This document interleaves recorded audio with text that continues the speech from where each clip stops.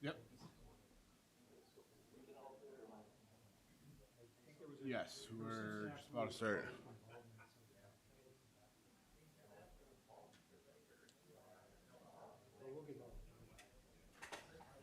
You guys ready? Dylan, are you ready? Are you ready? Okay.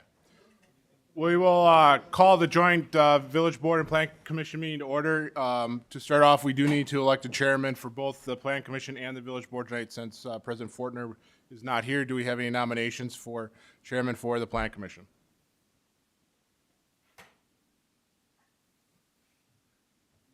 Somebody needs to be nominated, so.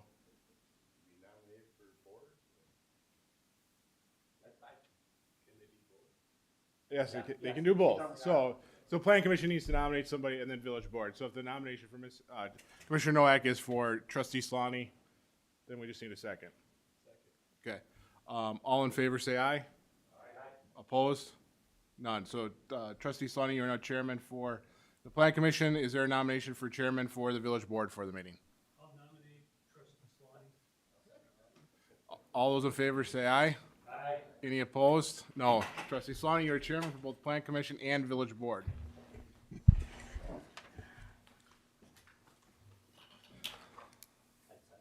Oh, thank you. Quick and easy. That's the way we like it. Okay,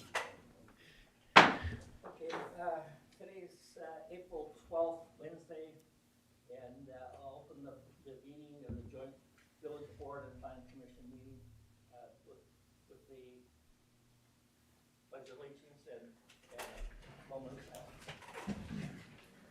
silence.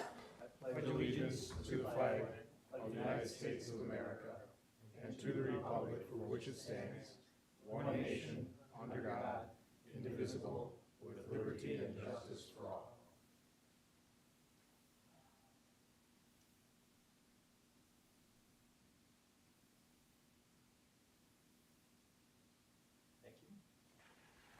Thank you.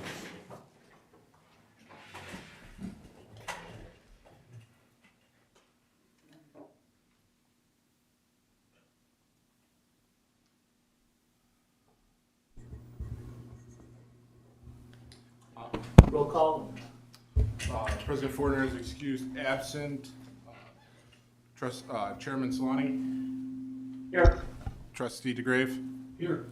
Trustee Newman, Present. Trustee Dash is excused absent. Commissioner Nowak, Present. Commissioner Rinaldi. Present.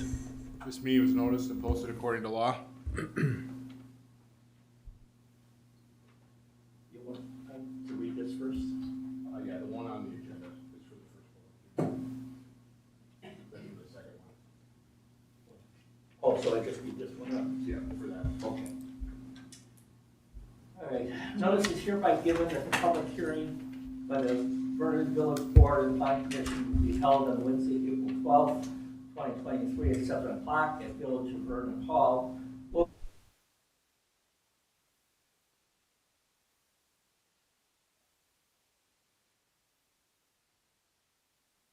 Housing House, LLC for the property.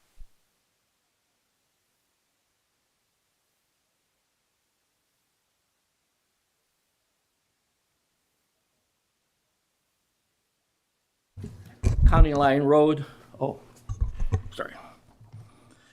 Identified by property tax key number VNT 2156-998-003 to amend the existing conditional use permit for an event barn and bed and breakfast to match the current village code, section 300-22B, paragraph 6, specifically relating to the definition of event barns in respect to private functions and to change the designated use of existing building from storage to workshop to additional event space.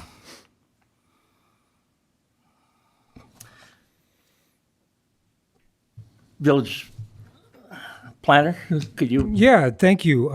Just a little background on the property and the processes to date. Back in,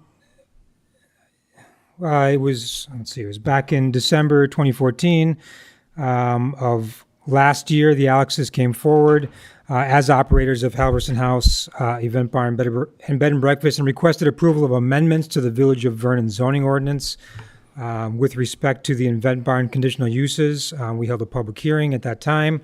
The request at that time was to change the definition of an event barn with respect to the precise definition of what a private function was. The Plan Commission after the public hearing recommended to the village board approval of that change to the zoning ordinance with respect to the definition. At the time, the Alexes were also requesting a change allowing the expansion of the floor area for existing buildings for the purpose of event barns from 10% expansion to 20% expansion, including a provision that they could not increase the occupancy load of the original building. The Plan Commission recommended denial of that particular change. In a follow-up meeting, the village board ended up approving the change to the definition of event barn with respect to private functions, and then denied the change with the expansion of the floor area. So tonight, the Alexes are looking to amend their conditional use to be consistent with the new definition of event barn with respect to private functions. And they're also looking to amend their conditional use to use an existing building in the property that was previously used or previously approved as part of their conditional use permit to be used for workshop and storage space. They're now asking for that to be used, to be allowable to be used for part of the finished event space. Use of that barn would not allow them any more occupancy in terms of the number of attendees and the number of events per year. They're just looking for some overflow space for events.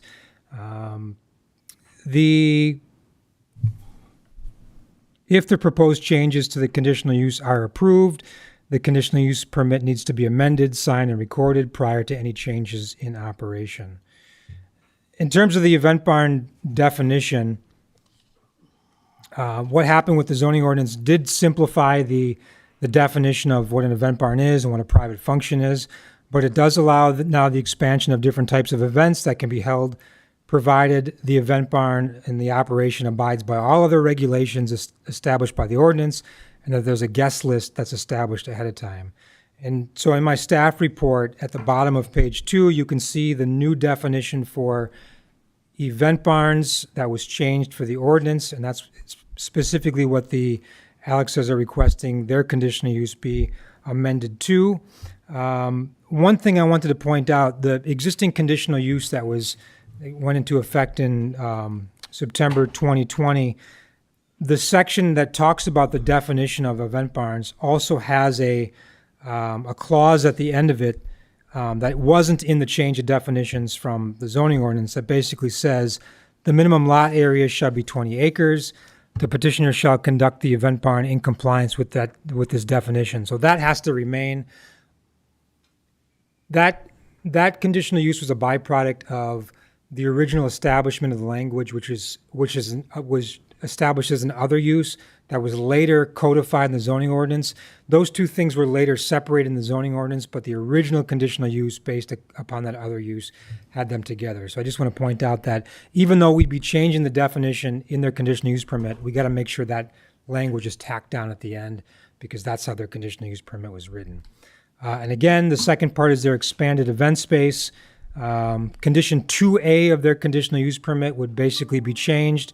that says the 30-foot by 50-foot two-story horse barn that was to be used as a workshop and storage.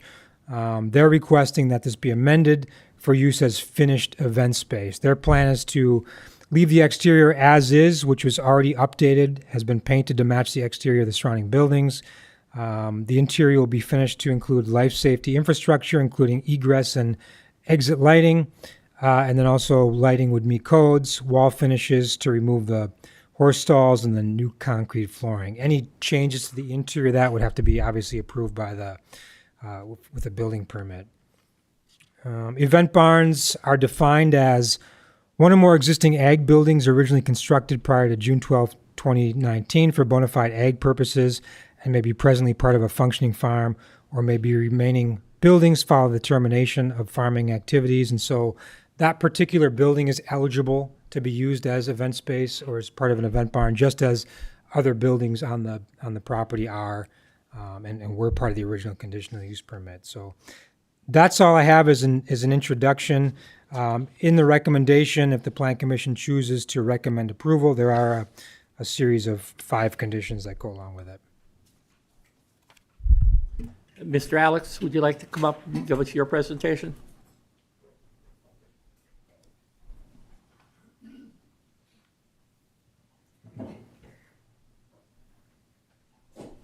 Mike Alex, S110W23450 County Line Drive, Waterford. So yeah, Sean laid it out pretty well. We're taking the existing, what we call the horse barn, was previously used for storing the horses on the site and property. We use it as workshop and just overflow gardening landscape equipment now. Just want to have an area for rainy day type of functions, additional ceremony space. And then the other part is just the change in adoption of the language to what we requested and had approved in January. Pretty straightforward. I guess it probably is important to say, really the thing that got changed with the definition was private function. I guess I'll lay that out. What the definition now says is that a private function, which are allowed, is defined as an event held with a defined guest list and not open to the general public on the day of the event. Consequently, walk-in attendees or general open hours of the premises are not allowed. Advertisement to members of the general public, who then become part of a guest list for the private function, does not make the function itself open to the general public and therefore permissible under this definition. Such events may include private functions hosted by the permit holder or holders for individuals or groups as part of a defined guest list. So private functions are allowed. That's what they're currently defined as in the code, and they're asking to amend their conditional use permit to include that same definition. And you understand and agree with what we said here? Correct, yep. Okay, thank you. I guess just for clarity's sake or whatever, it is a 2-story building. The event space would just be on the first floor. That was maybe something that was ambiguous, but for what it's worth. Okay. The main barn that's there is a ramp barn, so it's 2-story, has a ramp going up to the upstairs, so to speak, and then has a lower level. This horse barn, you only enter it at grade. There's nothing below grade. The upstairs is just ladder block area that's not going to be accessible to event use. Thank you. Just for clarification, there's 2 separate issues here. One is the change to the current CU that was stopping you from being able to have your own private dinner, not necessarily a wedding, okay? Just the other conditions still apply where you don't allow for just walk-ins, right? And then the second one is this change to the use of the structure or buildings on the property. Correct? Yep. Okay. Okay, thank you, Mike. Yep. Is there any public comments? Does anyone have any public comments on this particular issue? Yes, sir. Come on up, state your name, address.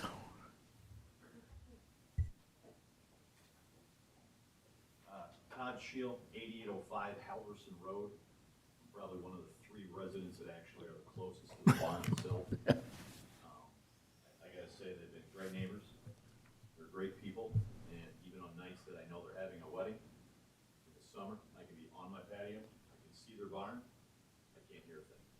literally have to listen and listen hard to hear anything. So anything that they're doing it great for the community. And these events that they wanna do, where they can do ticketed events, I'm not really sure the details of how they're wording that, it's something they need to do. It's a good thing. It's a good thing for the community. And, I hope that, the board sees that and lets them move forward. That was it. Thank you very much, sir. Is there any other public comments on this issue? Any other public comments? Plan Commission members, any questions? I have a question for the need of, converting the horse barn. Is there, you can only have one function at a time. Are you gonna split the party in half, or? No, specifically for this, it will most often be used as a rainy day location for ceremonies, or typically we host the ceremony in the garden area. If it's gonna rain right now, what we have to do is take the second story of the barn that's already set up for dinner, break that down, host the wedding portion, the ceremony portion in that space, and then reset it back up. This would alleviate that stress. Okay. Weren't So you gonna use tents for that originally? No, that was in the original drafting of the event barn language. That was a concern by the board at the time to say, well, if we allow an event barn, are we gonna kind of have that be the foot in the door, and then somebody can put up a tent that's 5 times the size of their barn? And so the language at that time was to restrict it to the size. We would never have requested, and we've never had a tent on site. What condition is that horse barn in now? As far as, Looking at this picture that you supplied with us, Mhm. the edge of the barn and the edge of the horse barn look like they're tilted in together. yeah, everything just like the, You look at the door on the horse barn, it kind of cattywampus. yeah, and just like with the main barn, all of that has to meet engineering and building department, structural, review. So even in the case of the main barn, that goes to state. So all of that applies to this as well. So in the main barn, we had to pour, new footings for a couple of the posts that we put in, that type of thing, had to rebuild part of a foundation wall. So all of that's required as far as the engineering to sign off on it. So there will be an engineer involved. As part of, Vince's review. Yeah, he needs permits from Vince, and so Well, I know he needs a permit. no new occupancy until he gets his permits, and so Vince will have to take care of that, make sure that we get proper oversight. While you're up here, I have a quick question, and it's kind of half for Sean, half for you. Because you answered my first question, actually, when Commissioner Dan was asking. How do we add a second building without adding occupancy to that building? There'd be occupancy to the building. What I meant by occupancy was this the number of attendees per event. So that's capped. So the okay. number of attendees per event is capped in the conditional use permit. That wouldn't change regardless of how many buildings he uses. And to give you a reason so the occupancy number is calculated by a lot of different things. It's calculated from a building standpoint of the type of use divided by the number of square feet. So a banquet, you can go 15 square feet per person versus a sit-down restaurant, you have to go 30 square feet. And so they have this baked in. The other thing is plumbing code, the number of stalls and toilets that you have at a 1:50 ratio, that governs it. For the board here, for Vernon itself here, also the number of parking stalls, I think we're at a 1:3 type of ratio. So our footprint of the current building could have an occupancy higher than what we asked for. Knowing other limitations with things like parking and just the event size that we wanted to have, we kept it at what we wanted to be a comfortable number, and that number is still, remaining the same. So then I guess the second half of that question is similar to Dan's question. What are you going to do with everything you have stored in there now? We're in the process of cleaning out a detached garage. We're moving stuff to other, nooks and crannies wherever we can. We're going to a lot of Goodwill dumps and everything in between. Okay. Yep. Previously, the discussions we had were about increasing the size of the current event barn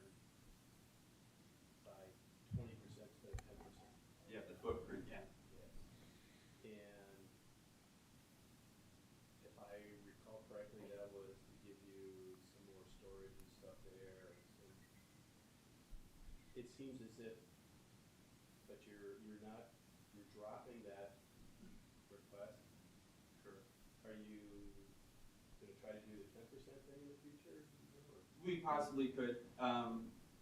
To be completely honest, all of these items would have been on that same request, knowing that we have to go for a public hearing in this part of the process. We have to kind of wait until we know what we can ask for, and then we can group it all together. So this request would have been on whether the 20% was granted or not. This was always part of, our vision for the site. Just wondering about that because it's a different purpose than what you were going for. Correct. Yeah, in that storage, what we were talking about is more the on-demand type of items, dishes, product, kitchen product, all things that we're finding new areas within the barn footprint itself to be able to store.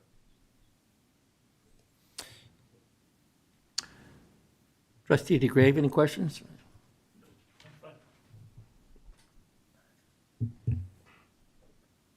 Any other final comments? I have no comments, except, as I mentioned, the conditions, my recommended conditions of approval are set forth starting at the bottom of page 3. There's 5 conditions, including amendment to condition 2A of his conditional use permit, amendment to condition 4A. All of the conditions remain in place. As I mentioned, they have to get the appropriate permits from the village, no new occupancy until such permits have been granted by the village, and then reimbursement of costs. That covers the conditions. And I guess the other thing that I would point out, and Sean already did, but I'll highlight it again, the criteria for saying whether something is or could be approved for event use is that it was a pre-existing structure and, that it's made to fit code and, what it's used for is kind of, it's not a part of the reasoning for up or down or allowing or not allowing. The one caveat to that is the external improvements to it, to make it fit, and I can find the item E or whatever it is, just making it fit with the original intent and agricultural use, which we've maintained, so.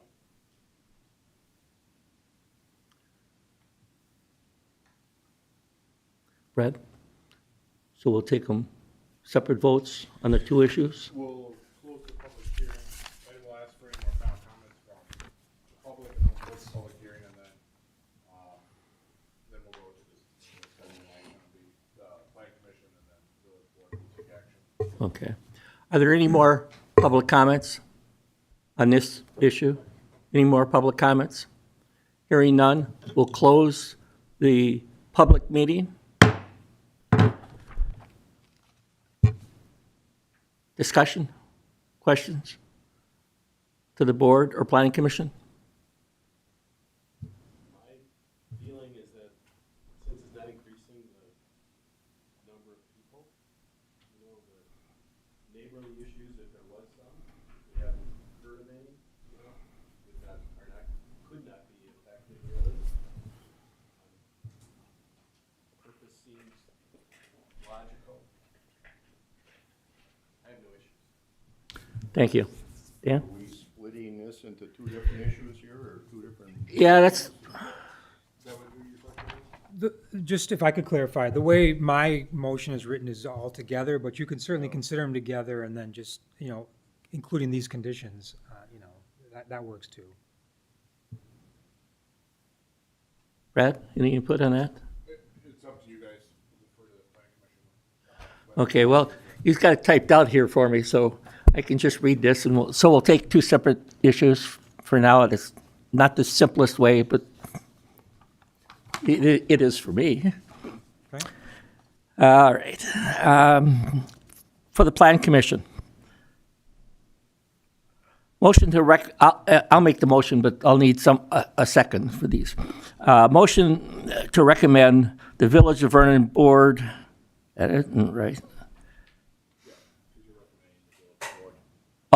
Thank you. Village of Vernon Board approval of the Halverson House Event Barn and Bed and Breakfast Conditional Use Amendment request for Michael and Joy Alex, DBA Alex Homestead LLC and Halverson House LLC located at South 110 West 23450 County Line Road, Waterford, Wisconsin, 53185, to amend the existing conditional use permit for an event barn and bed and breakfast to match the current village code.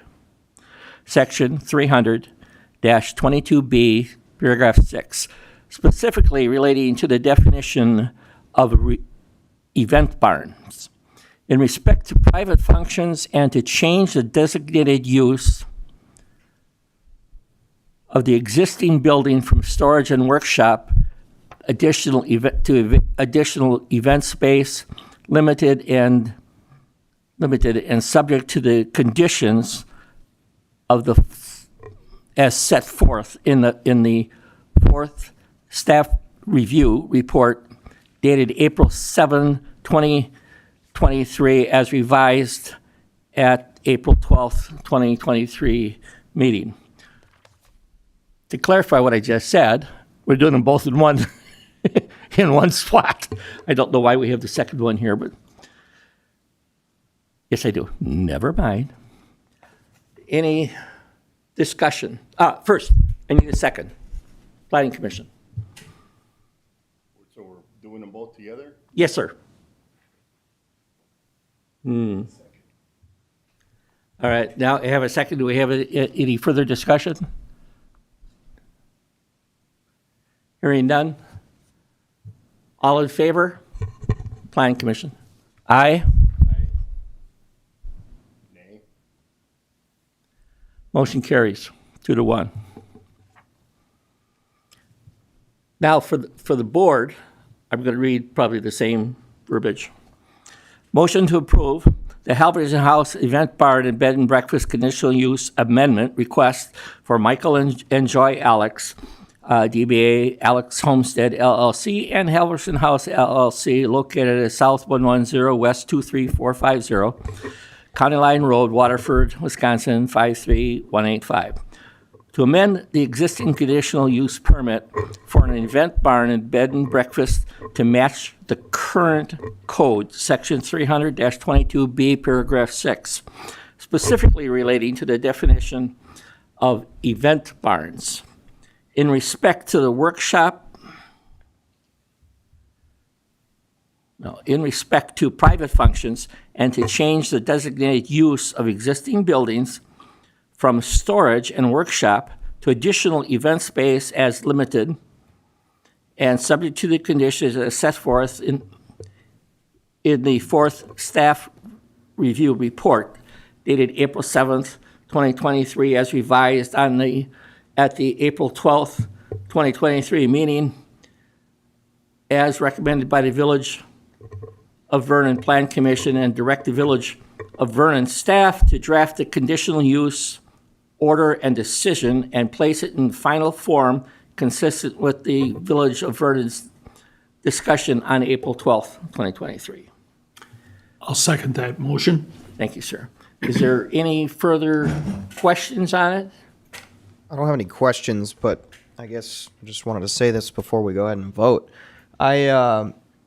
Similar to how you were talking the last time we had a public hearing about this meeting, I don't feel that we should be limiting our small businesses in Vernon on anything that is going to not affect their neighbors. As long as the neighbors don't have any problem with it, I don't necessarily see an issue. And as long as that continues, I'm pretty happy with it. Now, and the thought behind denying that extra 10% in my mind was to kind of preserve the existing look of the structures, that being the whole idea behind an event barn. Otherwise, you just put up a new building. But this is not changing any existing structures other than maybe fixing it up a little bit. So I don't necessarily see it as an issue, especially if the neighbors don't have an issue with it. Thank you. I would like to make a similar comment. I think this is, as one of the residents had pointed out, this is good for the community. So I think this is just a fantastic thing that we're doing, so. Thank you. And to be honest with you, this is consistent with what the Alexes requested day one. Okay? So it's just been a difference of opinion between some of the board members on what the definition of an event barn is. What should the village really allow? Okay? And I too agree with the comment that I don't like the overreach, the extensions of limiting the business from what they can do. However, our job here is to plan for the village of Vernon for the future, not just today. Today, something might be okay, but a year from now, we're going to regret doing it. So it's been very conservative in the past. So any further comments? Hearing none, all in favor? Aye. Motion carries unanimous.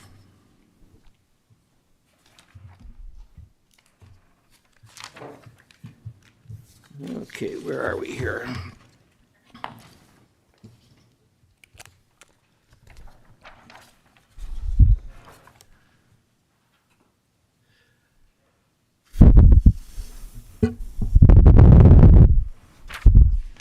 Is there any additional action that we have to take or direct you or the staff for with the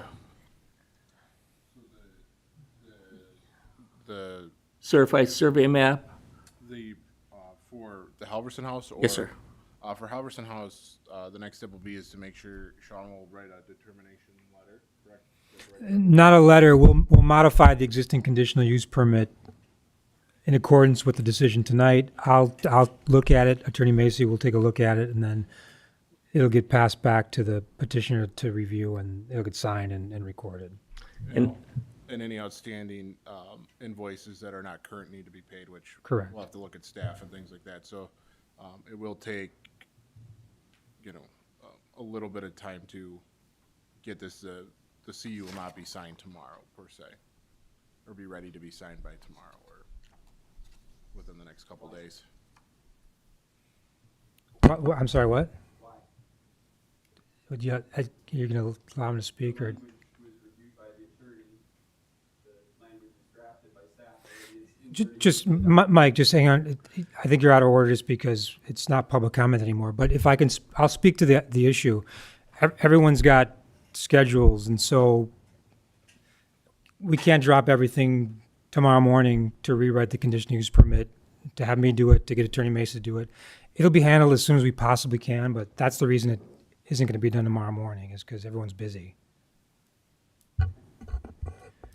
yeah, any contracts that we have to sign, and in this case, the CU comes out like a contract, right? It's between you and us, gets reviewed by the attorney.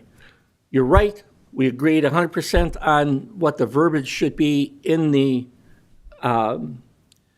ordinance, but nobody has yet seen the final version of how we were planning on changing the conditional use.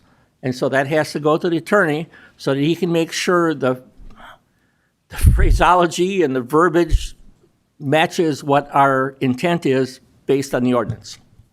And I'd be more than happy to talk with any board members outside of to fill them in why the question is there, but don't want to speak out. Well, the questions are only for, again, Mike, this isn't public comments. Yeah, but the questions are there for the attorney to answer. And you'll see the results. Administrator, sir, do we just go to the next one? Yeah, next one. Okay, I have to read another, Yeah, we're going to, the announcement, we're going to the CSF next. not this? No.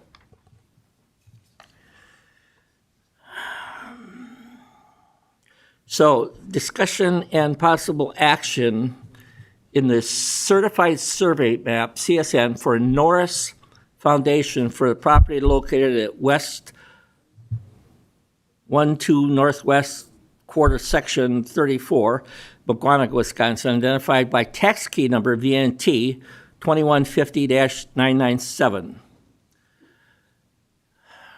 Planner? Yeah, thanks. The petitioner submitted a CSM, Certified Survey Map.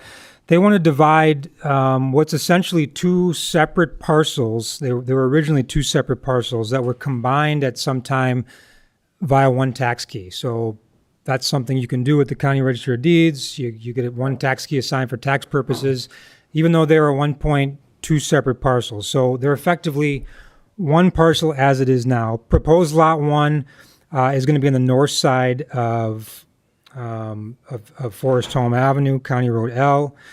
It's going to be 6.58 acres, while the proposed remnant parcel will be on the south side. That's going to be about 74 acres. And per our ordinances, the two parcels can't simply be assigned separate tax keys. In some communities, you can just say, okay, they were assigned one tax key, let's just assign them two separate tax keys and they'll be separate, because our ordinances, Section 23-15C2 of the village ordinances requires a certified survey map for the division of lots where they were previously combined via tax key, except for certain specific situations. This doesn't meet those considerations. So it's required by law per our ordinances. Norris Foundation plans to retain the remnant parcel on the south side of Forest Home and sell the new Lot 1 on the north side. Lot 1's mostly wooded. It contains a garage, while the remnant parcel to the south contains the Norris Adolescent Center with access onto Center Drive, 3 homes with access onto Forest Home, and then some farmland and also wooded areas and wetland. In terms of the village's comprehensive plan, the plan plans the property on the south side as educational, institutional, and utility, and then also environmentally sensitive areas. And then the small lot on the north side is planned for rural residential, 5 acres per dwelling unit, and then some environmentally sensitive areas as well. The zoning, the property on the south is zoned agricultural density 10 acre and public institutional. It's sort of a mix. And then on the north side, it's public institutional, and then with some overlays, conservancy overlay for wetlands, environmental corridor overlay, and high groundwater overlays. What they're proposing to do to divide this back into two lots is, in terms of zoning, is fine. It meets all the zoning requirements. There's no issue there.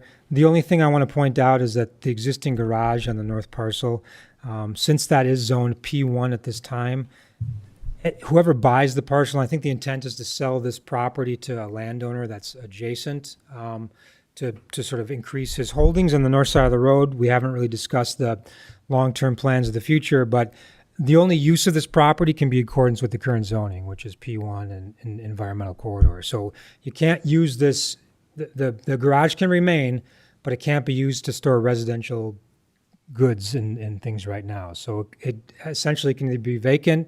You can store stuff in there probably to cut the grass in terms of maintaining the parcel as a recreational parcel or a P1 parcel, but you won't be able to store anything else in there. You can't use it for residential purposes. If it's rezoned at some point in time to a residential category, then it can be used as such. But right now it's zoned P1 and has to be used according to P1. What they are asking for 2 waivers as part of this land division ordinance. There's some wetlands on the property. We've granted waivers for wetland delineation in the past. Our land division ordinance does require wetlands to be delineated unless waived. Right now, there's no plans for any further development to the south. There's no plans at this time for development on the north parcel. And so if this ever gets divided or used for a house or rezoned in the future, we would certainly require that wetland to be delineated. But in my opinion, there's no good reason to have it delineated now, especially because wetland delineations are only good for 5 years. So that's one waiver they're requesting. The other waiver is the survey of the remnant parcel. Normally, anytime you create a new parcel, we require that lot to be surveyed as well, but we do allow waivers for remnants greater than 40 acres in size, and that remnant to the south is 74 acres in size. So in order to consider a waiver, and the waiver is Plan Commission only, even though the Plan Commission recommends approval of the CSM to the board, the waivers are granted solely by the Plan Commission.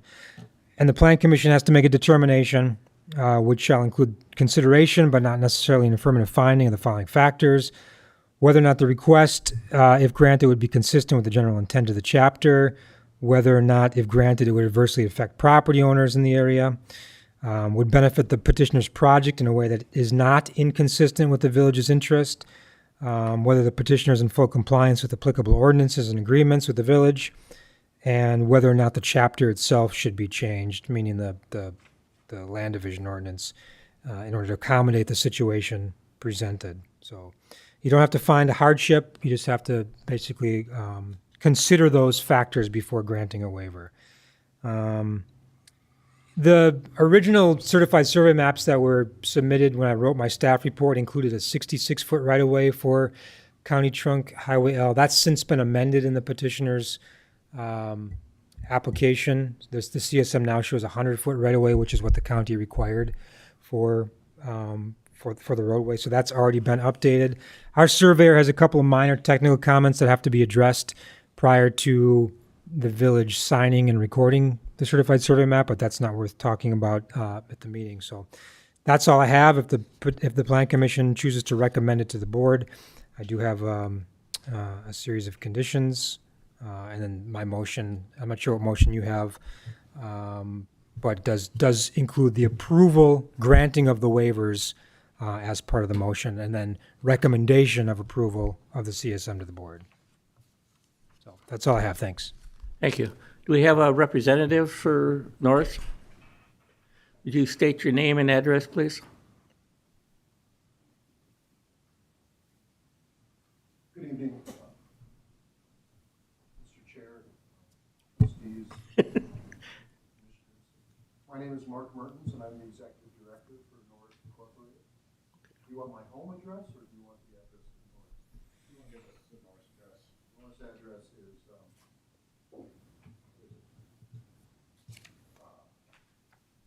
W247 S10395 Center Drive, Plainville.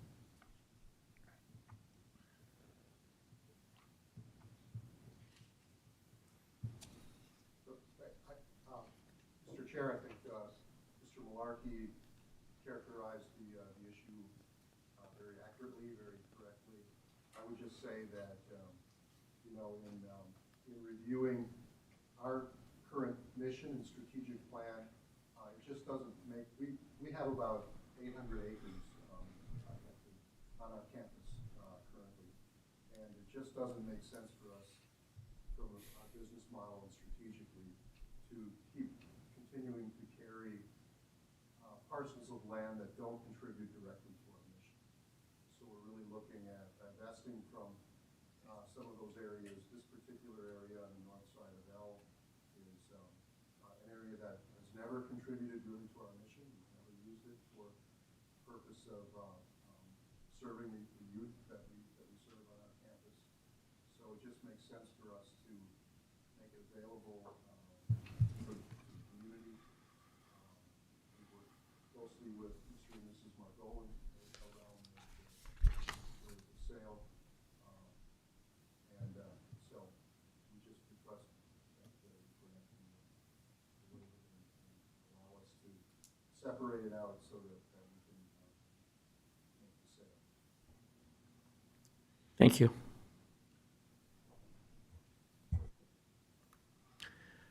Planning Commission? Is that existing garage being used at this time? Well, I think we've had some storage, we've used it for storage, but I frankly don't know what's in there right now. I don't think we really have anything in there currently. Is it structurally sound? I believe it is. I'll defer to our chief program officer for facilities. You can just say yes or no. It was built in the mid-90s, it's structurally sound, it's got some fascia that needs a little work, but there's nothing in it against the sailboats. They're done now. The other questions I would have for Sean is that, are we getting ahead of ourselves by dividing this property off when it's zoned public and institutional. And if he sells it to a new owner, they could propose, put up something there that maybe we don't want. Right, they certainly could do that, but for one, the property's on the north side of the road, so it is effectively a separate parcel by practicality it is, right? Be a separate entity. Right, a separate entity, but let's say it was already divided, which it was at one time, right? They combined it under one tax key. It was divided at one time. There's nothing we could do to stop them from selling a piece of their holdings to someone else. So they have some holdings on the south side of the road too that are separate lots. They could sell any one of those to anyone they wanted, whether it was zone P1 or whatever it is. Those aren't separate lots. So There's some separate lots on the south side. he's here. No. Some of their other holdings in the south side that they Oh, own.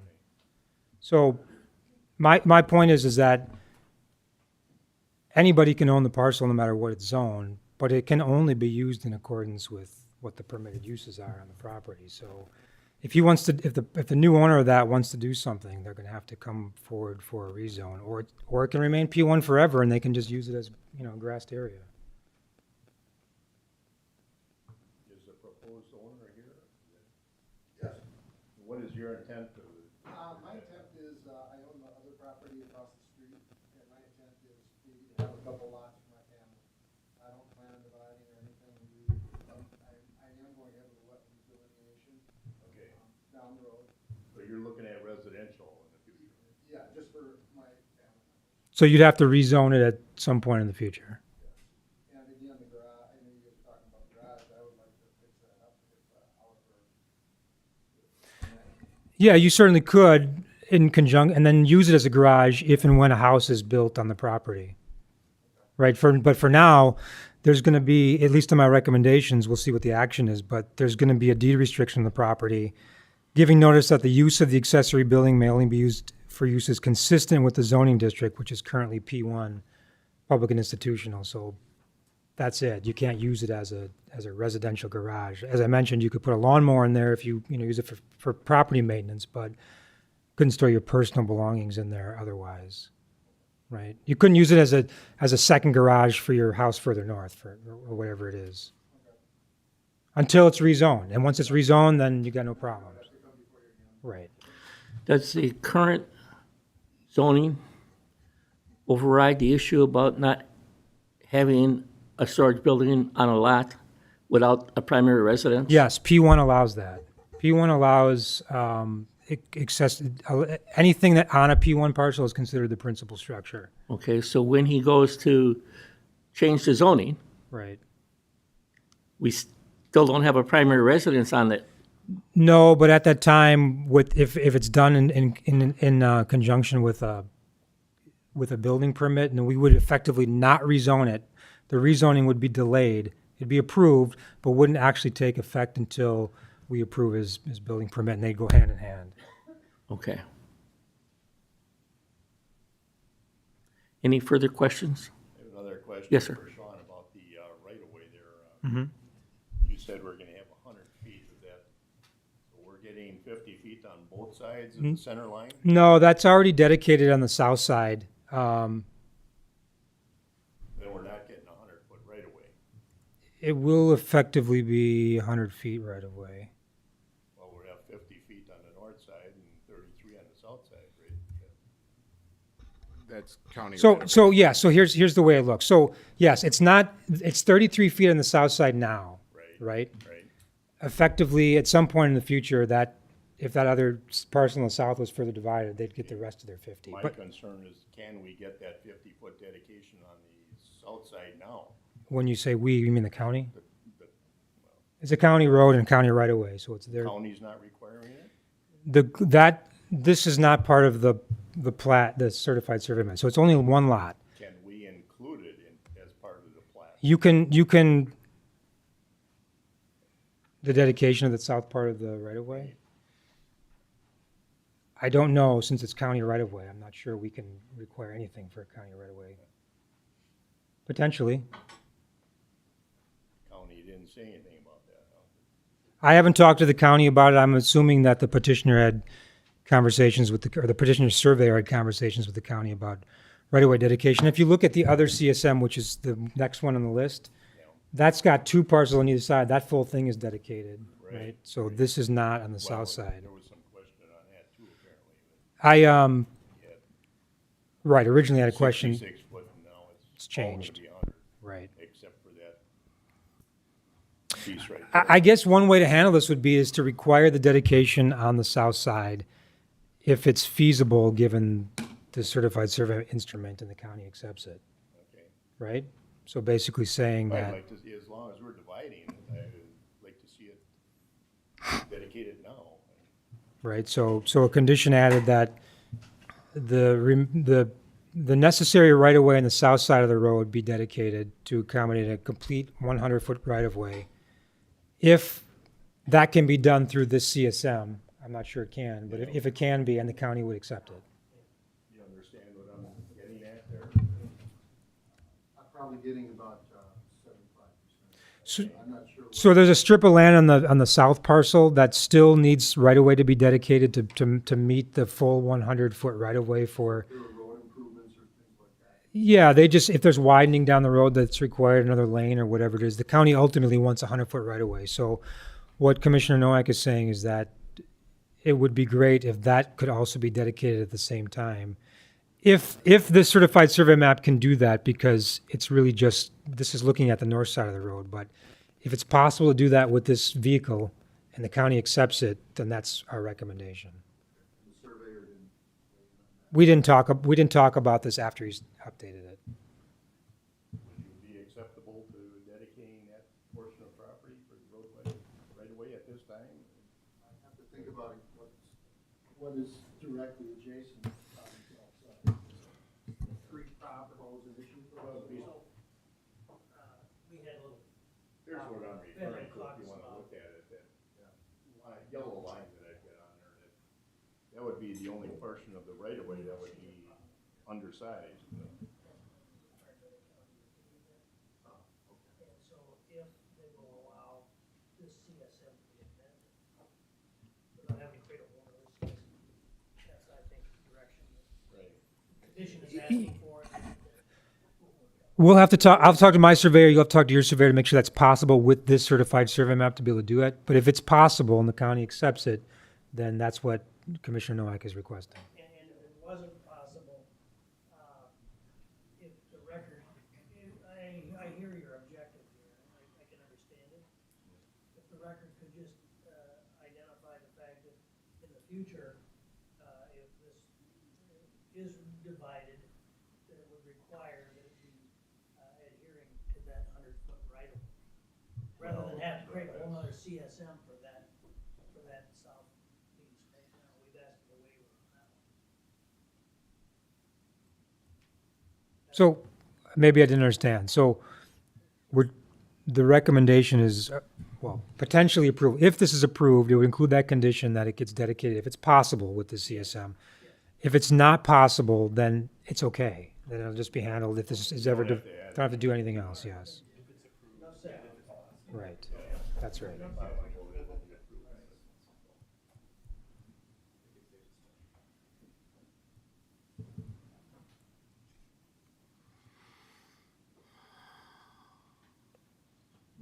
Save a lot of work for the county if that road is expanded in the future. Right, right.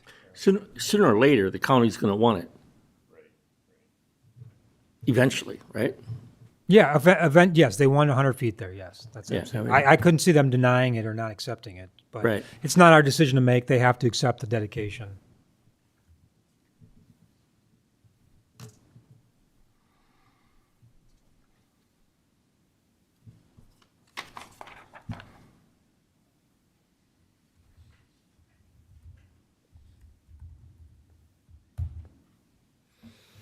There was a second issue on the north side, is that right?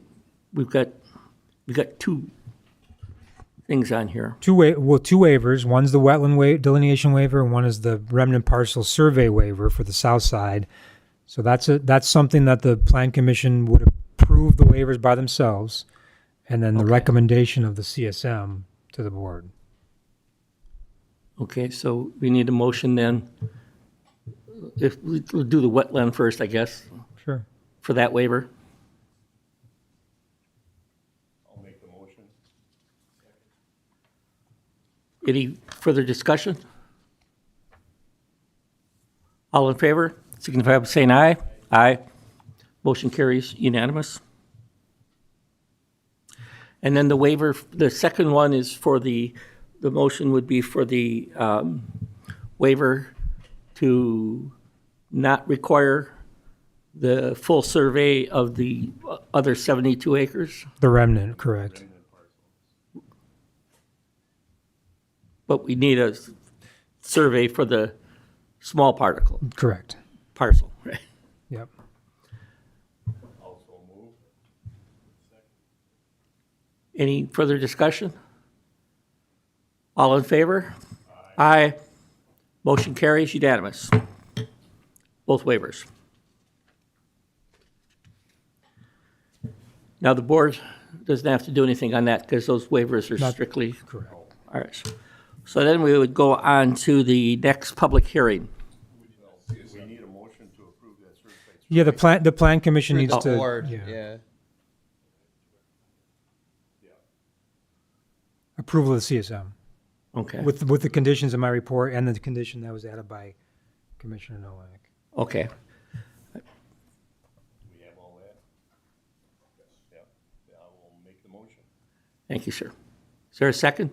Second. Thank you, Mario. Any further discussion? Hearing none, all in favor? Aye. Opposed? Motion carries unanimous. So there you have it, sir. I'm sorry? Yeah. Village board action on the CSM. Oh, might be over here. Motion approved. Okay, so we need a motion. I don't know why we need this, but I'll read it anyhow. Motion to approve and authorize the village president to sign after all the conditions as recommended by the planning commission and subject to all the conditions set forth in the fourth staff review report dated March 30th, 2023, are satisfied, and final survey map for Daniel Lochran, DBA Norris Inc., for the property located at west 1/2, northwest quarter, section 34, Mukwonago, Wisconsin 53149, as recommended by the Village Plan Commission and to the village board. Second motion. Any discussion? All in favor, signify by saying aye. Aye. Opposed? Motion carries unanimous.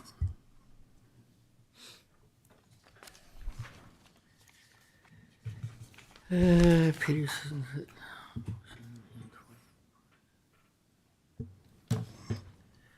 What else we got? Thank you, sir. Mr.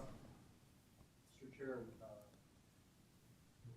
did we cover both items 7 and 8? Not yet, no. Might as well stay in your seat. That's why I'm here. I can feel the, kind of desire to have me get up and move, but I thought, well, I'll just stay. What didn't we cover? The next CSM. Number 8, Westman. Agenda item 8.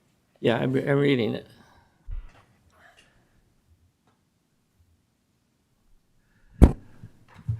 Mr. Malarkey, you want to? Yeah, so this is item number 8. It's another CSM certified survey map for Norris Foundation for the property located at part northeast quarter, section 33, Forest Home Ave, Mukwonago, Wisconsin, identified as tax key VNT 2145999.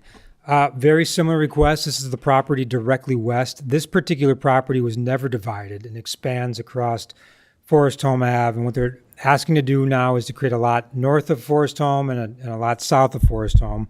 The lot north would be 41 acres, while lot 2 on the south would be 25.11 acres.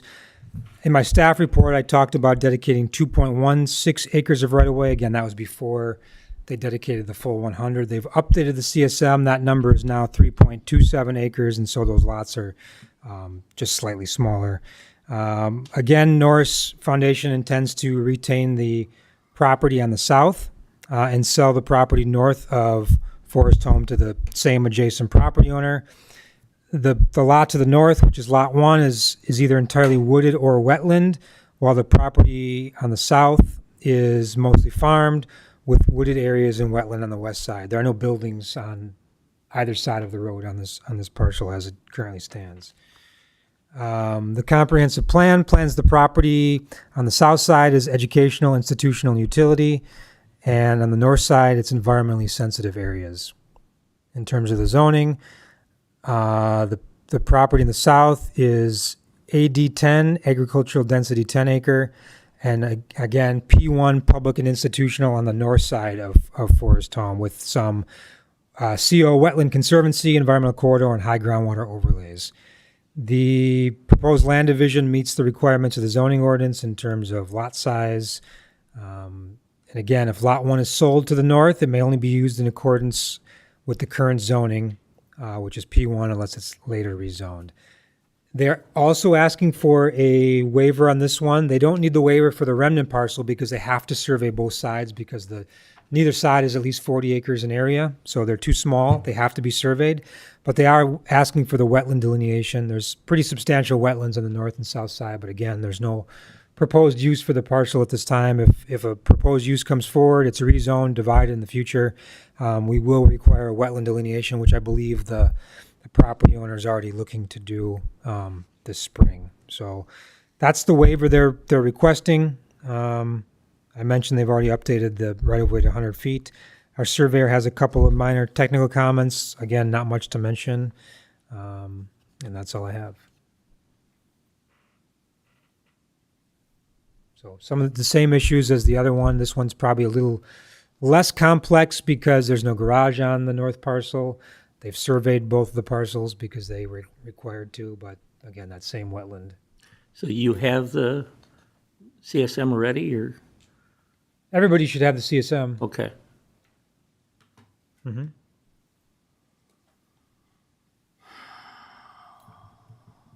So that's it. So we don't need the one waiver. Just need the wetland delineation waiver. Planning Commission? Again, this is proposed to have a residential home on there in the future. Yes. That in that pine plantation there? Not on yeah, it's, would be on the south side, nothing, yeah, southeast side. In the trees there. Right up the triangle.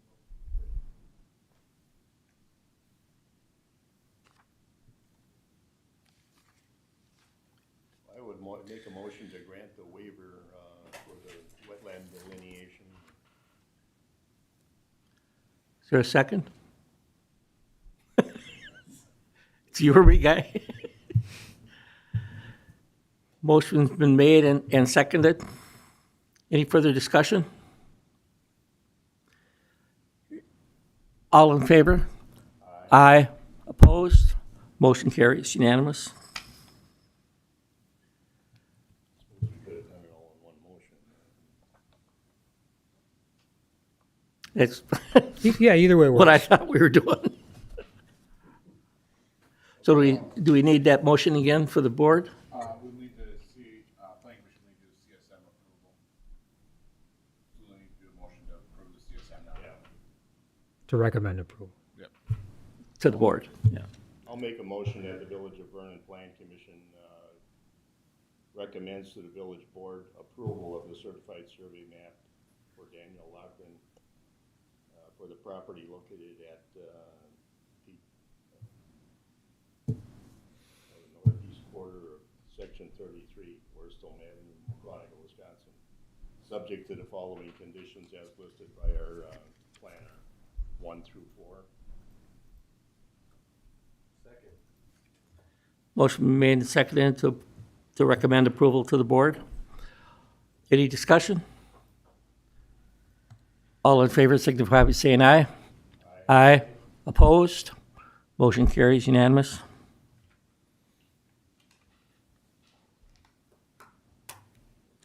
Now we need a motion from the board. I'll make that same motion. Is that clear enough for you? Yep. Is there a second? Thank you. My motion didn't include the waiver there, if you want to include that in the same one. The board doesn't approve the waiver. Oh, okay, that's great. Getting out of line. Any further discussion? To clarify, I'm making a motion with the same intent. Similar verbiage. It's obviously not a motion to recommend anything to the board, because, Motion to accept the recommendation of the yeah, planning commission. that. Approve the CSM. All in favor? Aye. Opposed? Motion carries unanimous. Thank you, sir. Now we can move on to the next public hearing, yes? Yes.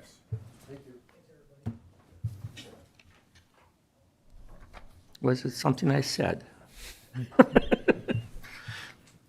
Little levity here. It was something you said you approved the. Okay, now we'll open the Village of Vernon public hearing. Notice, I'll read this one. Notice is hereby given to the public hearing that a public hearing by the Village of Vernon Planning Commission will be held on Wednesday, April 12th, 2023 at 7 p.m. at the Village of Vernon Hall located at West 249 South 8910 Center Drive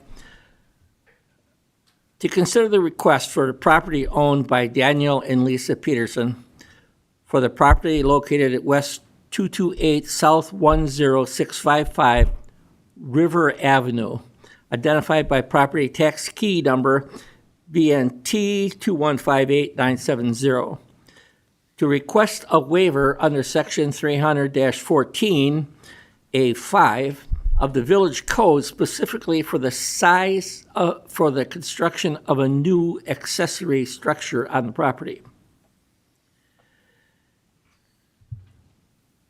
Mr. Planner, sir. Yeah, so this is a just over 1.5 acre property. It's zoned A3 suburban estate. There's one smaller accessory building on the property already. The petitioner is looking to do a 40-foot by 40-foot building that's 1,600 square feet to be used for personal use. The height will be 22.25 feet as measured from peak to grade. Materials include horizontal lap siding, gray, and stone wainscoting on the front and south elevations, and asphalt shingles on the roof. The existing home and the existing shed also have gray siding. Normally, the Plan Commission doesn't look at any building that's less than 3,000 square feet for accessory buildings. However, since this one requires a waiver for size, because it exceeds the allowable limit for the acreage of the parcel, this one does require a waiver. And so what's being proposed meets all the requirements of the zoning district in terms of setbacks and offsets. The south, it's only 25, a 25-foot setback is required from the south property line. They're proposing 30 feet. That's essentially required because the height does exceed 18 feet. Normally 18 feet is the limit for an accessory building. They're going up to 22.25 feet. Our ordinance allows a height increase beyond 18 as long as you're set back an additional foot for every foot you go above 18 feet. So that's what they're doing to accommodate that. So that additional setback, that 30-foot setback as opposed to 25, does accommodate for the increased height. They meet all the other requirements of the ordinance except for the size. So on parcels between 1 acre and 2 acre, you're limited to 1,200 square feet. There's already a 360 square foot shed on the property. This additional 1,600 square foot building would bring the total to 1,960 square feet for the property, which is 760 square feet beyond what's normally allowed for a 1.5 acre property.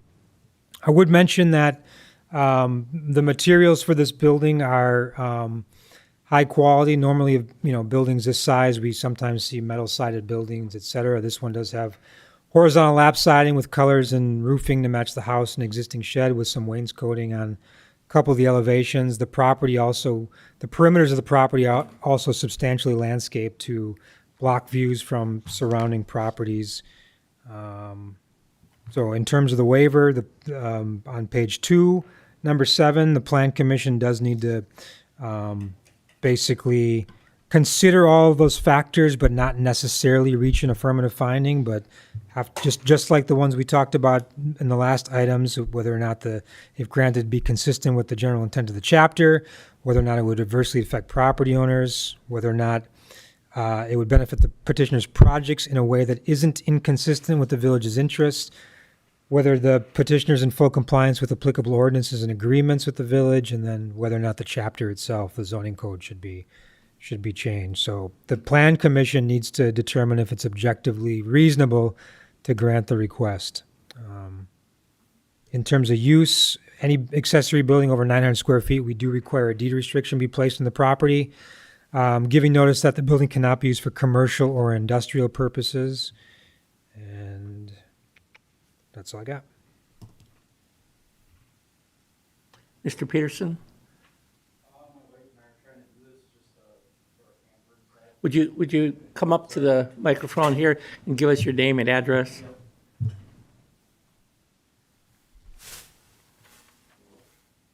Dan Peterson, address is West 228, South 10655, River Haven.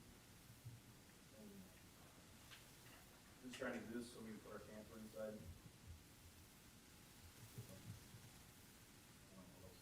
What size is the camper?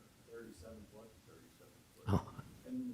In 2021, he got robbed or whatever, and they ransacked the camper and stole my wife's car. And that's, I'm not trying to bring that up that way, but I'm trying to put my pickup truck inside and I want everything inside. How old is the existing shed that you have in the property? It's pre-existing. Just was there before I moved in, been there for 6 years in May. From aerial photos, it's pre-1980. Doesn't appear that it meets the. It doesn't, but it's been there for almost 50 years at this point.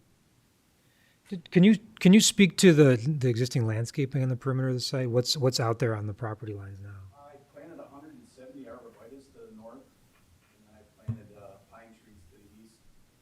That would be on the road side or whatever. I planted trees across there, and then I also have arborvitae between Jerry, my neighbor, On the south? on the south. That's where the building would be.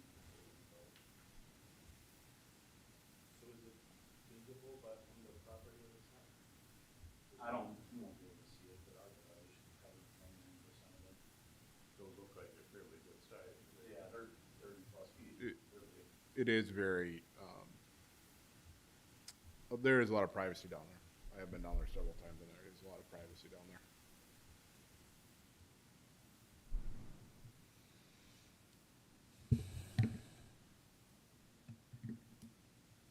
Which is the, when it says front. Front is gonna be here. Yep, This is just here. it's a bumper pole.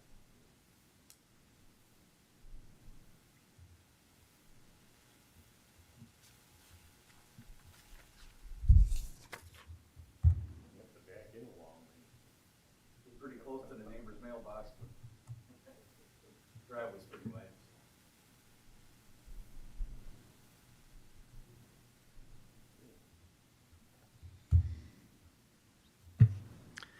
So in these cases, we've done a couple of these waivers before. A few have come before the Plan Commission, and some of the things that are considered in the past is whether or not there's objections from the neighbors, whether or not it's going to be an impediment to the neighbors in terms of visualization. What do they see? I mean, that's one of the reasons you limit square footage of accessory buildings on properties based on lot sizes, because you don't want to look like it's an overgrown monstrosity on too small of a parcel, going to impact the neighbors, and so.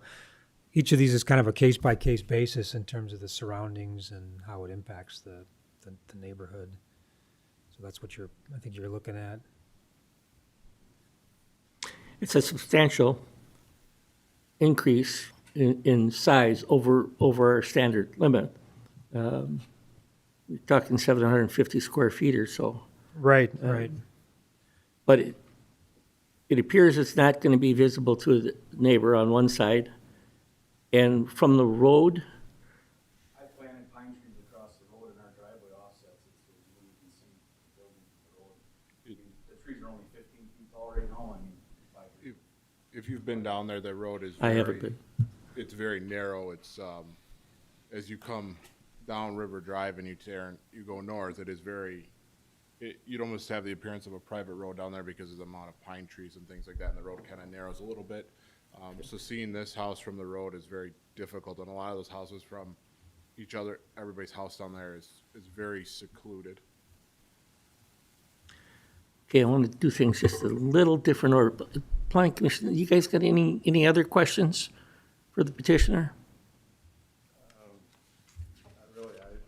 You really feel that you're gonna need the shed in the back there, or because it's there, or I put all my kids' toys in, I got 3 little kids, so they kinda took that right over. a 40 by 40 building, you wouldn't have enough room in there, or? And between my trailer and my camper, I'm just trying to get everything inside. It's nicely done, I think it's pretty well hidden. And the other shed is way back, almost looks like it's on the other person's property there. Yeah, so that's a legal non-conforming, we're assuming it's a legal non-conforming structure. They didn't prove that it was legally built, but it was done so long ago, there's no records of what it is.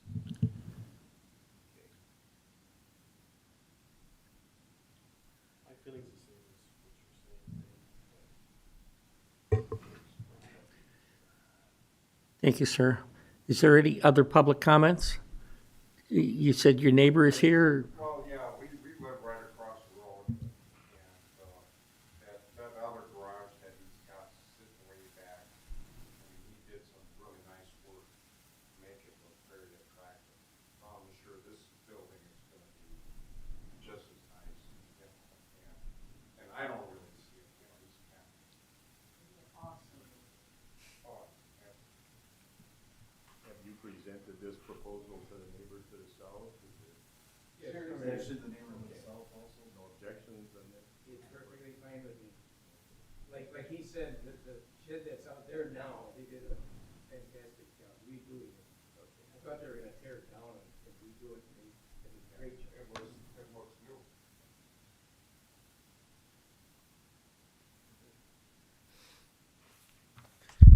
I have no objections. So you have a motion? Yeah, and this one's plan commission only, so Right. no board approval. But if, on my staff report, on page 3, there's a motion. Could you read it? I don't have the staff report.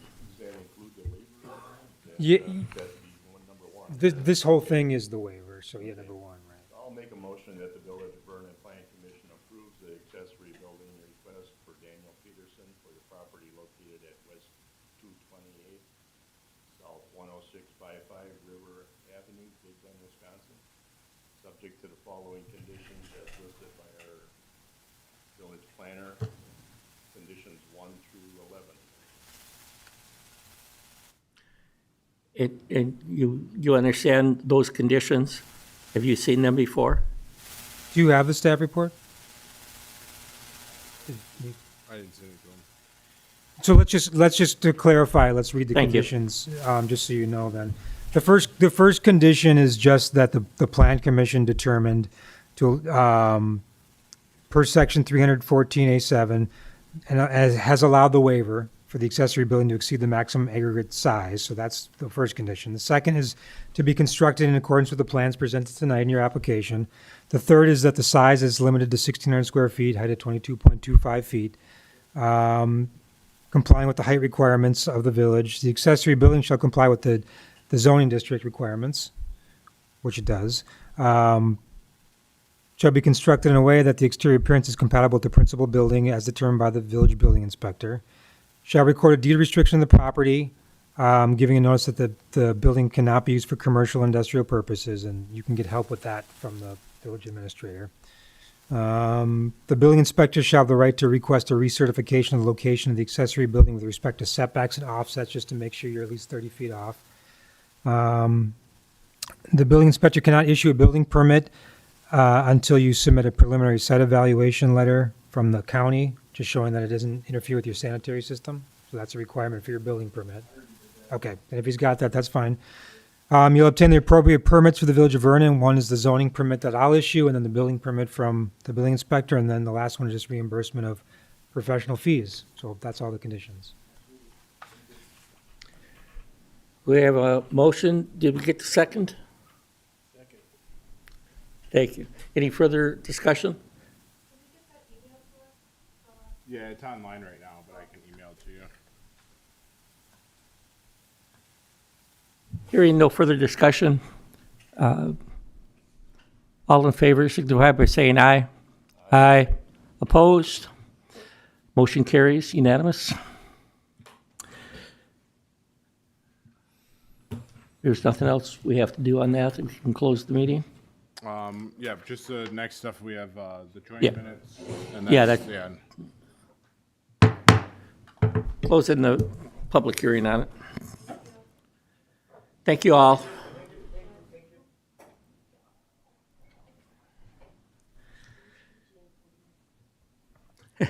Moving on to item 10, President's Report. I don't have anything on that.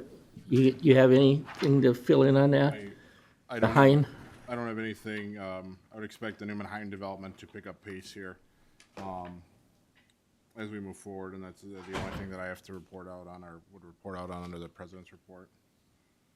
The setting meeting dates to review the checklist for development, is that strictly Planning Commission? I have not dealt with any of this stuff since coming on board yet, but I would think that this could either be put into a regular Plan Commission meeting date where we would not have a ton of stuff on the agenda, or we would schedule something to review it that would work with the members of the Plan Commission. I think it was the village president's intent to have it piggybacked as part of the Newman development, so we could work on it at the same time. So that's. Yeah, because the other item on here was the model developers agreement. Isn't that part? Yes. So how's it look for next month? Next month, we will have, we potentially have a rezoning, CSM, and potential comp plan amendment discussion, along with maybe a more preliminary or conceptual discussion for a zoning amendment at this time. So I would expect stuff to get finalized here in the next week, but it could be another healthy agenda next month. Okay, so we'll probably hold off on setting a date for that? We'll have the date for next month's meeting, but we can, I think as we come back, because we will have a new chairman for the Plan Commission, as we will have a new village president, I think that will be more to set the tone as to when this would be and if we want to have a special meeting for this stuff beyond our regular meeting date. Dan, what do you think about the importance of reviewing these things? Well, is everything ready to go with that, Sean? No, we haven't started any of it, as far as I know. It's been on the list for the president's report, but no one's given direction in terms of action on these things yet, so something we still have to deal with. Are you expecting a lot of changes to that? Well, the development review checklist, there is something out there now, but we did talk about tuning it up. But there's probably going to be substantial changes. The developers agreement, we do have one. We've used it for the Pheasant Run subdivision that, just happened, in the last couple of years. So that would be tweaked a little bit, but You made a lot of changes to it, though. Didn't you present that to us at one time? not me. I didn't have much involvement with it, but Attorney Macy did have a lot of changes to it. So I think, there are tweaks to that at least that are going to come. Because wouldn't we want to have that finalized in our review before we have to deal with the Hein? Before they come forward, yes. Before they're ready for approval, yes. Yeah, that's, And I think the Hein will be a good one for everybody, but at the same time, I think Hein will be a little bit different because we're dealing with, potentially with the Village of McGuanago too at the same time, so we're trying to work with two communities to get one development going, so we'll be plug and play, but all these checklists and development agreement are kind of living, breathing documents and are made unique to each development, as Sean could probably attest to, is that no Right, developments- right. But specifically the development agreement for the Hein property, because as Brad mentioned, it's two communities. We want to make sure that the development is, is congruent with each other. So some of the things are going to have to be checked back and forth between each community's development agreement for that one to make sure it's consistent. Yep, and this one, some of the preliminary discussion with McGuanago, and this will be a discussion with our village attorney, is do we have one development agreement that all the parties are signing together, or does the High Newman Development have two separate development Right. agreements, one for each community? So I think that's that'll be a conversation that the village board and maybe the plan commission will weigh out a little bit, but that's something that will have to be, hashed out at the end of the day because of the two communities working together on this development. With that said, there's a lot of steps that have to happen with that. There's a comprehensive plan amendment, there's a rezoning, there's plats, there's, meetings in coordination with the village of McGuanago. There's a lot of things that have to happen. Is their development agreement in compliance with ours, or? We haven't even gotten that far with them. I mean, right now, we're just talking preliminary with their administrator as to, in general, do we want to see the development be, similar throughout and see no difference in the boundary line between the two communities? Having conversation about roughly sewer and water and how that may interact, some street stuff, things like that. It's real big picture stuff right now. We haven't gotten down to this. We've had some conversations about, is it two development agreements, one for each community, or is it one development agreement that's together? Sean said we have our comp plan stuff that has to be done. With sewer and water proposed, we don't even have specs for sewer and water, so it becomes us even either piggybacking off McGuanago or creating our own that are the same as McGuanago. There's a lot of moving parts of this development where, like, the High development will be good to use a model development agreement. Having a model development agreement is good, but like I said before, each development is unique in its own ways and has its own unique issues that have to be dealt with, and so that's where they're great to start with, but then you're plugging and playing the uniqueness of each development into those agreements to make it successful.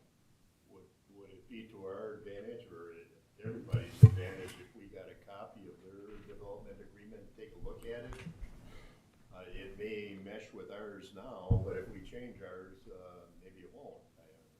Yeah, we definitely should look at their model and see what it's, I mean, it couldn't hurt to look at it for sure. And maybe we could, either develop a new one and approve it before this takes place, or keep in place what we've got until that goes through and make it easier. I don't know, unless we have separate agreements. Yeah, we just haven't gotten down that road We yet. haven't gotten that far, and I mean, Maybe we should just take a look at it, see how different they are.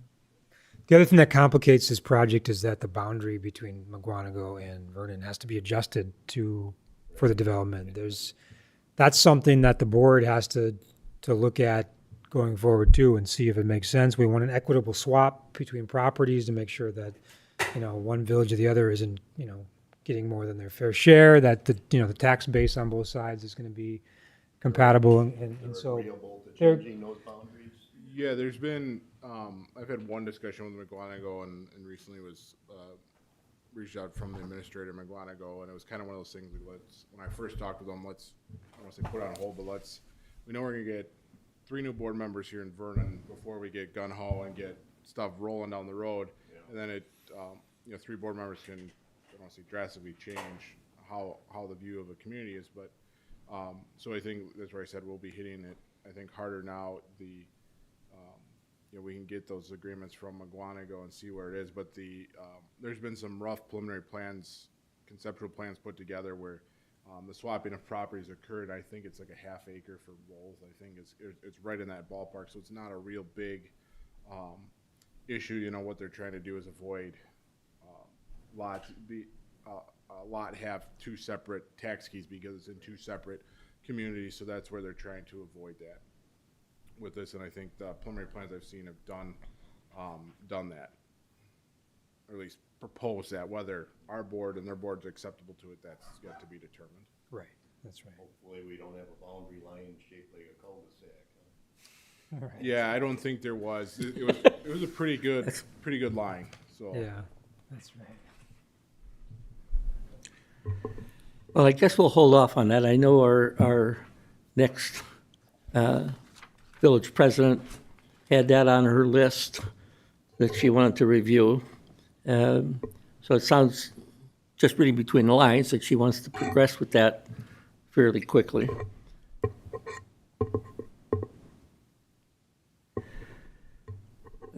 So let's see, status of oh, yeah, I didn't understand this one. I don't know.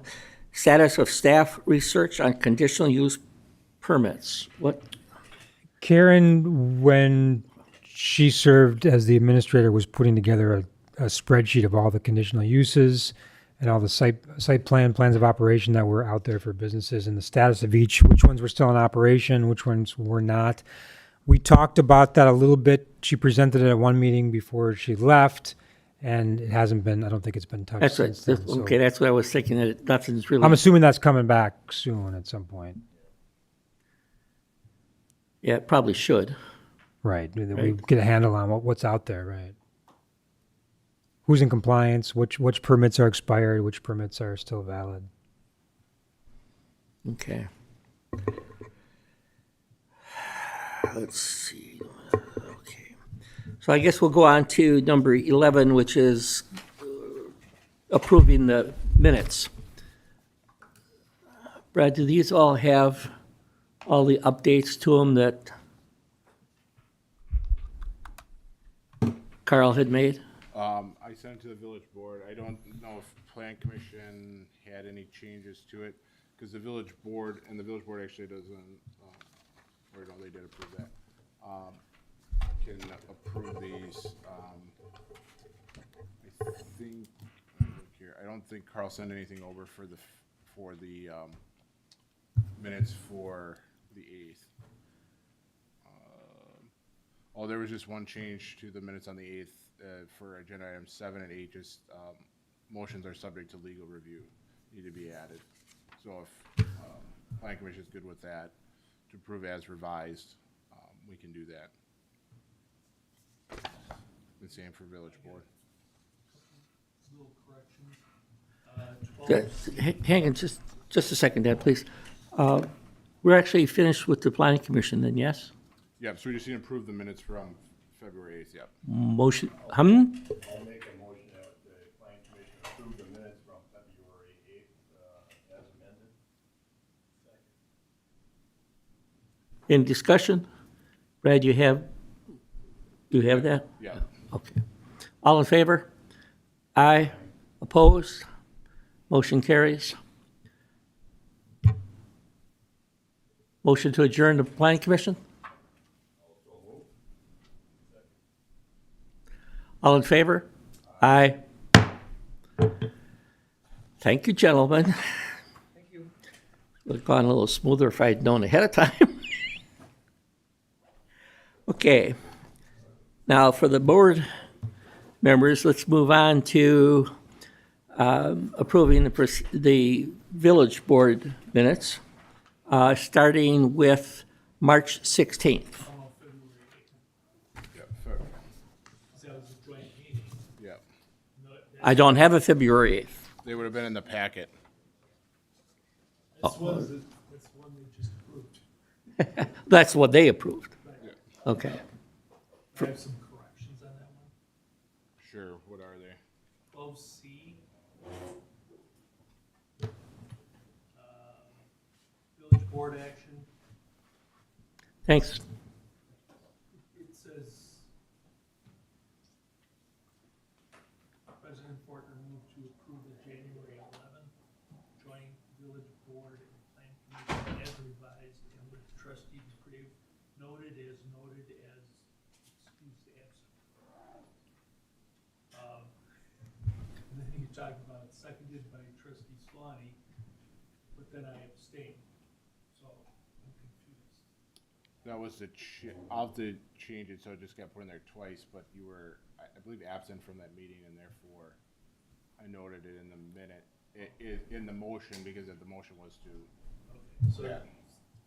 if you could just fix that somehow. Yep. There's both B and C are pretty much the same.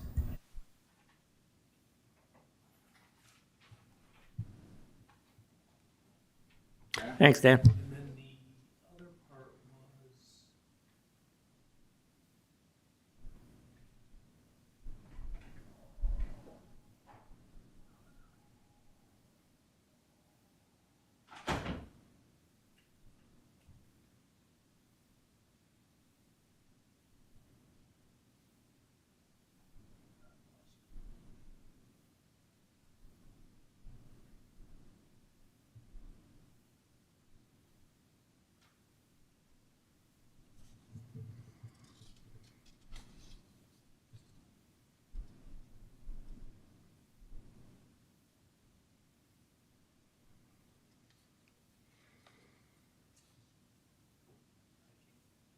You just put as, you could pass them as revised and then.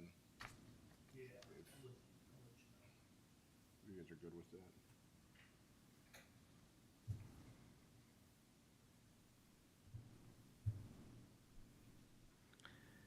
Motion to approve? As revised? Any further discussion? All in favor signify by saying aye. Aye. Opposed? Motion carries unanimous. Now, Village Board meeting Thursday, March 16th. What about the 9th? Well, these aren't in order. I'm going to get March 16th approved. Yeah, I'm telling you. All right, let's do March 9th. Or second? That would have been in the packet. On the. Yeah, computer packet. We got March 9th. Oh,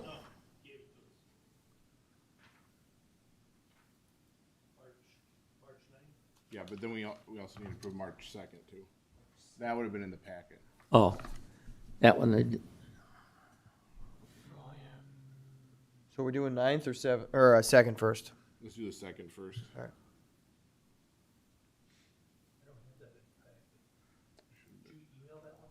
Oh, well, I meant to email that one yesterday to you guys. Actually, that's where. Also, Carl emailed some corrections for the March 9th one. Yeah, and I just sent you those. Oh, yeah, that is forwarded from you. I didn't see that.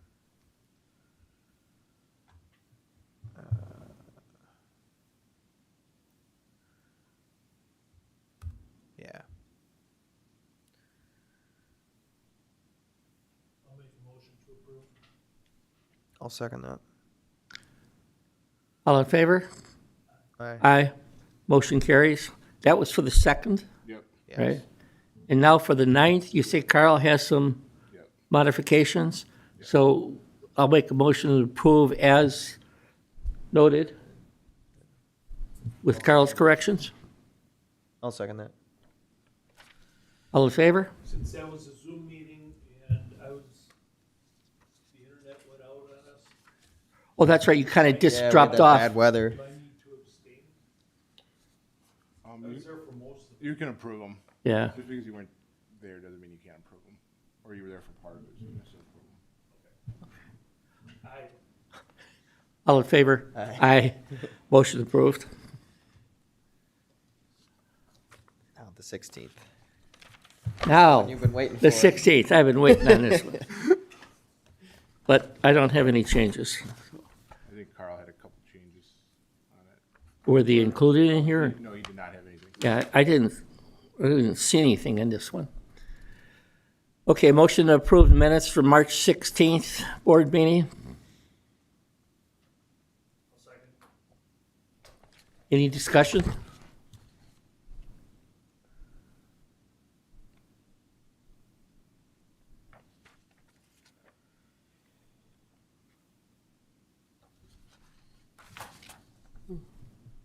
Hearing none. All in favor, signify by saying aye. Aye. Opposed? Motion carries unanimous. And this is Thursday's meeting, April 6th. Motion to approve. I'll make that motion. I'll second. Any discussion? I didn't see any changes on this.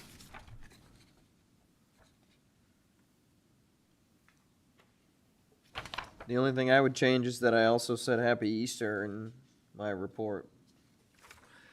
Yes, I'm proud of you, Something son. like that. Okay,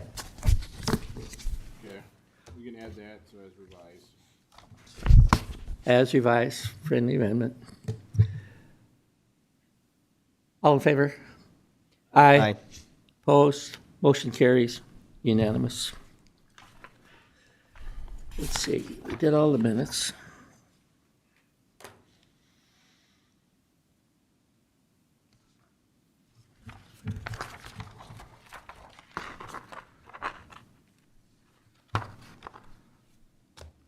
What was the Plan Commission action and Village Board action? Last, Oh, that's for adjournment. oh, all right. We already adjourned the Plan Commission. So do we have a motion? I'll make a motion to adjourn. Thank you, trustee DeGrave. Do I have a second? I guess I'll second that. Trustee Dashick isn't here. All in favor? Aye. Opposed? Motion carries unanimously.